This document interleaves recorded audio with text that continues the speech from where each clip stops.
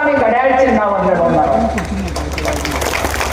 आम्हाला जाणीव झाले की आता आम्ही जर वेगवेगळं लढलो तर ज्याप्रमाणे आमदारकी कुठं तिसरीकडेच निघून गेली, तसं जर भविष्य हे आपल्याला पुढचं वाचवायचं असेल तर एकत्र लढण्याशिवाय पर्याय नाही.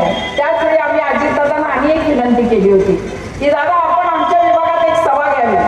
दादा म्हणाले मी 2 दिवसात काही निरोप पाठवतो तुम्हाला, पण इतकं दुर्दैव की तो निरोप आलाच नाही.